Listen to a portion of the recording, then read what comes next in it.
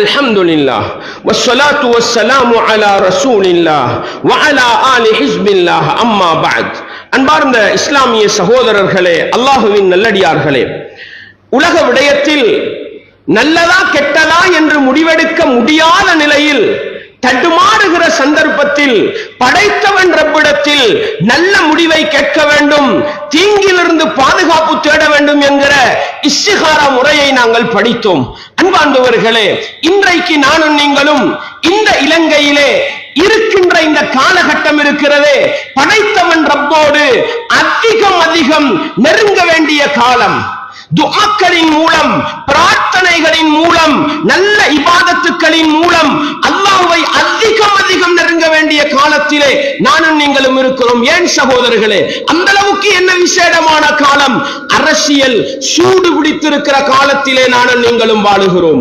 கிட்டத்தட்ட 40 தொடுகின்ற அளவுக்கு வேட்பாளர்கள் நான் தான் இந்த நாட்டை ஆள தகுதியானவன் என்று போட்டி போடுகின்ற நிலையிலே நானும் நீங்களும் வாழுகிறோம். எப்பொழுதும் எங்களுடைய பலவீனத்தை மறக்க கூடாது. எப்படி? அந்த தஅலம் வலா அலம், ரப்பே உனக்கு நல்லது தெரியும், எனக்கு தெரியாது. செப்டம்பர் மாதம் 22ஆம் திகதி இரவு 12 மணியாகிற பொழுது இந்த நாட்டுக்கு யார் ஜனாதிபதியாகுவது நல்லம்? படைச்சவன் ரப்புக்கு தெரியும். யார் தோல்வி அடைவது நல்லம்? படைச்சவன் ரப்புக்கு தெரியும். இந்த உலகத்தையே படைப்பதற்கு முன்னால ரப்பு முடிவெடுத்து விட்டான். 2024ஆம் ஆண்டு செப்டம்பர் மாதம் 23ஆம் திகதி இலங்கை பிறக்கின்ற பொழுது இந்த நாட்டு ஜனாதிபதி யார் என்பதை படைத்தவன் ரப்பு அறிந்து வைத்திருக்கிறான். அறிவில்லாத நானும் நீங்களும் அறிவில்லாத விடயத்திலே தலையை போட்டு இவர் ஜனாதிபதியாவாரதுதான் நல்லம், இவர் ஜனாதிபதியாவாரதுதான் நல்லம், இவர் பிரதமராகிறது தான் நல்லம்.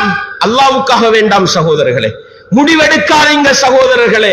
படைத்தவன் ரப்பிடத்தில் முடிவை கேட்போம், அதுதான் எனக்கும் உங்களுக்கும் ஆரோக்கியமானது. அன்பார்ந்தவர்களே, 2015ஆம் ஆண்டு இந்த நாட்டுக்கு நல்லாட்சியை கொண்டு வருபவர் நல்லம் என்று வாக்களித்தோம்.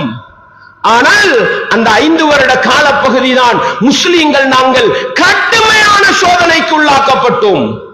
இந்த நாட்டில் அரசியல் தளம்பல் அங்கிருந்து கடுமையாக ஆரம்பித்தது. அதன் பிறகு இந்த நாட்டின் பெரும்பான்மை சமூகம் அடுத்த தேர்தலில் முடிவெடுத்தது, இந்த நாட்டுக்கு இந்த நாட்டின் பெரும்பான்மையை மாத்திரம் விரும்புகிற ஒரு ஆட்சியாளர் வருவதுதான் நல்லம் என்று முடிவெடுத்தார்கள். 69 லட்சம் ஓட்டுகளால் கொண்டு வந்தார்கள். தனி பெரும்பான்மை வாக்கு என்று சொன்னார்கள். படைத்தவன் ரப்பு 2 வருடத்தில் அடையாளம் இல்லாமல் ஆக்கினான். இது எனக்கும் உங்களுக்கும் பாடம் சகோதரர்களே, பாடம் சகோதரர்களே. அன்பார்ந்தவர்களே, 48 பேர் பேச்ச 30 லட்சம் பேரா பேச்ச கேளுங்க, கொள்கைகளை பாருங்க, அரசியல் கருத்துக்களை கேட்க முடிஞ்சா கேளுங்க. ஆனா டைம் வேஸ்ட் பண்ணாதீங்க, சுத்த வேஸ்ட். படைத்தவன் ரப்பு முடிவெடுத்து வச்சிருக்கிற ஒன்றை அறிஞ்சு கொள்றதுல நீங்க டைம் வேஸ்ட் பண்ணாதீங்க. சாக்கடை, அதுல குளிக்க ரெடி ஆகாதீங்க, அசிங்கத்தை பூச ரெடி ஆகாதீங்க. ஒரு முஸ்லிம் ஒரு முஸ்லிமை மேடை போட்டு ஏசுகிறான், ஒரு முஸ்லிம் இன்னொரு முஸ்லிமுடைய குறைகளை அம்பலப்படுத்துகிறான். நேற்று வரைக்கும் நண்பன், இன்றைக்கு அரசியல் விரோதி, மானத்தை சந்தையிலே விற்பனை செய்கிறான். நஅூது பில்லாஹ். நேற்று வரைக்கும் சகோதரன், இன்றைக்கு விரோதி. நேற்று வரைக்கும் ஒரு கட்சி, இன்றைக்கு 2 கட்சி. அல்லாஹ்வுக்காக சண்டை பிடிக்காதீர்கள். சுருக்கமாக சொல்லுகின்றேன், இந்த ஜனாதிபதியை கொண்டு வருவதற்கோ பிரதமரை கொண்டு வருவதற்கோ இஸ்லாமிய சகோதரத்துவத்தை இழக்க வேண்டிய நிலை வருமாக இருந்தால் சகோதரத்துவத்தை இழந்து நரகப்படுகொலியில் தள்ளப்படுவதை விட இந்த அரசியலில் மௌனம் காப்பது சிறந்தது சகோதரர்களே. மார்க்கத்தை குளிதோண்டி புதைக்கிறோம், வீண்வரையம் செய்கிறோம். எங்களுடைய ஊரிலே மேடை போட்டு ஏமாற்றுகின்ற, பொய் சொல்லுகின்ற, அநியாயம் இழைக்கின்ற அனைத்தையும் பேசுகிறார்கள். ஈமான் உசும்புதில்லை, உள்ளத்துல பயம் வருவதில்லை, பேசாம கேட்டுக்கிட்டு இருக்கிறோம். வேண்டாம் சகோதரர்களே, அல்லாஹ்வை கோபமூட்டுகிற வேலையை அரசியல் என்ற போர்வையில செஞ்சிராதீங்க. எனவே இந்த கட்டத்தில் நானும் நீங்களும் என்ன செய்ய வேண்டும்? இந்த நாட்டுடைய சட்டம் வலுவான சட்டத்தில் ஒன்று, வயதுக்கு வந்த ஒவ்வொரு மனிதனும் அவனுடைய வாக்கை செலுத்தி அவன் விரும்புகிற ஒரு ஆட்சியாளரை கொண்டு வர வேண்டும். எதற்கு சகோதரர்களே? என்னை பற்றி நான் பச்சை ரத்தம் வேண்டாம் சகோதரர்களே. எண்ணெயை வெட்டினா நீல ரத்தம் வேண்டாம் சகோதரர்களே.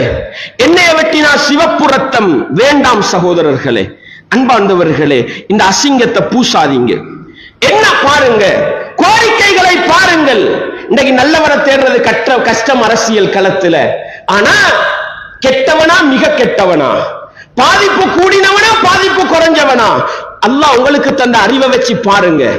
நீங்க ஒருத்தனை நல்லெண்ண முடிவெடுக்கிறீங்களா, உங்களுக்கு ஒரு உரிமை இருக்குது. ஆனால் இஸ்லாமிய வரம்பை மீறி போகக்கூடாது. என்ன பார்க்கணும், இவரால நாட்டுக்கு நல்லது நடக்குமா, இவரால் நாட்டுக்கு துரோகம் நடக்கும் என்றால் எங்க கட்சி ஆவித்ததே, எங்க உம்மாப்பட கட்சி ஆவித்ததே, அந்த நோக்கத்திலே நீங்கள் வாக்களித்தால் உங்களுடைய வாக்குக்காக அல்லாஹ் உங்களை மறுமை நாளையிலே விசாரிக்கலாம். அல்லாஹ்வை பயந்துக்கங்க.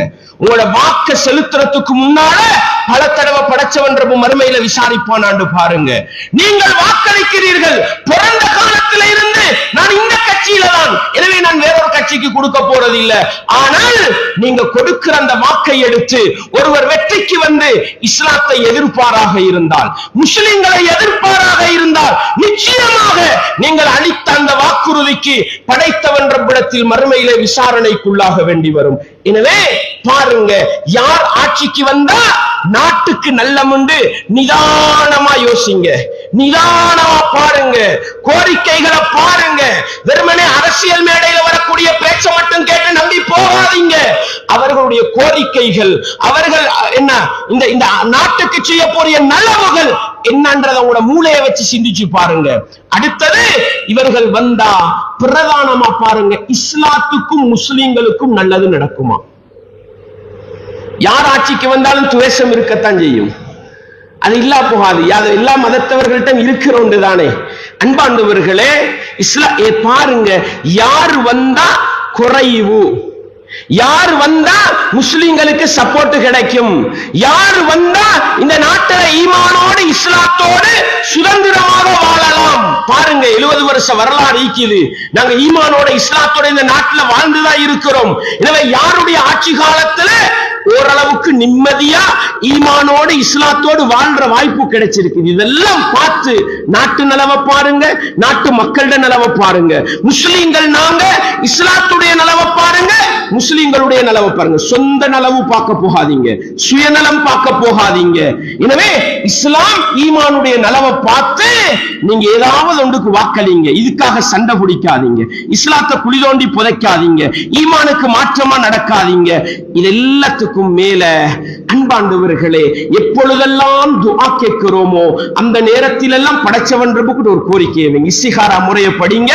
படிச்சிட்டு, யா அல்லாஹ், நான் இந்த வேட்பாளர் நல்லமூண்டு கருதி அவருக்கு என்ற வாக்கு செலுத்த போறேன். இந்த வேட்பாளர் இந்த நாட்டுக்கு ஜனாதிபதியாவினால் இந்த நாட்டுக்கு நல்லம், என்னுடைய மார்க்கத்துக்கு நல்லம், என்னுடைய மறுமை வாழ்க்கைக்கு நல்லம் என்றால் அவரை வெற்றி பெற செஞ்சு அவரின் மூலம் இந்த நாட்டுக்கு நல்லதை செஞ்சிரு. இல்ல, அவர் நான் வாக்களிக்க போற அவர் நல்லம் இல்லை என்று உனக்கு தெரியும் என்றால், அவரை விட இஸ்லாத்தை நேசிக்கிற, முஸ்லிம்களை நேசிக்கிற, இந்த நாட்டுக்கு நல்லது செய்கிற ஒருவரை ஜனாதிபதி ஆக்கிடு ரப்பேன்னு படைச்சவன் ரப்பு கிட்ட பொறுப்பை கொடுத்துட்டு போயிரும். அவன் எடுத்த முடிவு செப்டம்பர் 22ஆம் தேதி ஆகும் பொழுது விளங்கும். சகோதரர்களை, முடிவெடுக்க போகாதீங்க, படைத்தவன் ரப்பு கிட்ட முடிவை கேளுங்க. ஓட்டு போட்டுட்டு வந்துட்டீங்களா, ஓட்டு போட்டுட்டு வந்தா நான் போட்டுட்டேன் வெத்தி தான், அல்லாஹ்வுக்காக வாழும் சகோதரர்களே. இவர் வந்தா நல்லதுதான், வேண்டாம் சகோதரர்களே. தொழும் பொழுதெல்லாம் படைச்சவன் ரப்பு கிட்ட சொல்லுங்க, இண்டையில இருந்து கேளுங்க சகோதரர்களே. இண்டையில இருந்தல்ல, எப்பையில இருந்தோ கேட்டிருக்கணும், இண்டையில இருந்து கேளுங்க. இந்த இஸ்திகார முறையில கேளுங்க, ஓட்ட போட்டுட்டு வந்து கேளுங்க. இரவு என்றாங்க எல்லாருக்கும் ஆசை என்ன, எலெக்ஷன் பெருபேறுகளை பார்க்கணும். இல்லை சகோதரர்களே, நீங்க சுஜூதுல இருங்க, நீங்க அத்தஹியாத்துல இருங்க, நீங்க தொழுது போட்டு அல்லாஹ்ட்ட துஆ கேளுங்க. யா அல்லாஹ், எலெக்ஷன் ரிசல்ட் வருது, யார் வெற்றி பெறுவாங்க தோல்வி வருவாங்க உனக்குத்தான் தெரியும் ரப்பே, நனவு கதை உனக்கு தெரியும் ரப்பே. எங்கட துஆக்களை கொண்டு ஒரு கெட்ட ஆட்சியாளர் வந்தால் கூட அதை அல்லாஹ் நல்லதாக மாற்றி தரலாம் என்பதை மறந்துவிடக் கூடாது. இந்த நாட்டுக்கு நாங்கெல்லாம் பயந்து பயந்த நிலையில ஜனாதிபதி வந்தார். எத்தனை நல்ல மனிதர்கள் கேட்ட துஆவோ படைத்தவன் ரப்பு அப்படியே அவர்களுடைய வடிவத்தை மாற்றினான். சிந்திச்சு பாருங்க சகோதரர்களே, உலகத்துல 69 லட்சம் ஓட்டெடுத்து நான் தான் இந்த நாட்டுக்கு தகுதியின்றி வந்தவர், இன்றைக்கு அட்ரஸ் இல்ல, பாராளுமன்றமும் செல்ல தகுதி இல்லை என்று கட்சி நோட்டோடு பாராளுமன்றம் சென்றவர் இந்த நாட்டை ஆள்ற அளவுக்கு அல்லாஹ் வச்சிருக்கிறான்டா. குல் நபியே நீங்கள் சொல்லுங்கள், அல்லாஹும்ம மாலிகல் முல்க், இறைவா நீதான் அரசர்களுக்கெல்லாம் அரசன், துத்தில் முல்க மன் தஷா வ தன்ஸிஉல் முல்க மிம்மன் தஷா, நீ விரும்புகிற மனிதர்களுக்கு ஆட்சி அதிகாரத்தை கொடுப்பாய், நீ விரும்புகிற மனிதர்களிடத்தில் ஆட்சி அதிகாரத்தை புடுங்கி எடுப்பாய் என்கிற ஆழமான கொள்கை தத்துவத்தை சொல்லித் தந்த மார்க்கம் இஸ்லாம் என்பதை புரிந்து கொண்டு படைத்தவன் ரப்பிடத்திலே பொறுப்பு சாட்டுவோம். அவன் நல்ல முடிவை கொண்டு வந்து தரலாம். இல்லை, படைத்தவன் ரப்பு எடுத்த முடிவு 2024 ஆண்டு வரக்கூடிய ஜனாதிபதியால இந்த நாடு நாசமாகணும் அல்லாஹ் முடிவெடுத்திருந்தா யாராலையும் தலையெழுத்த மாத்தேலாது.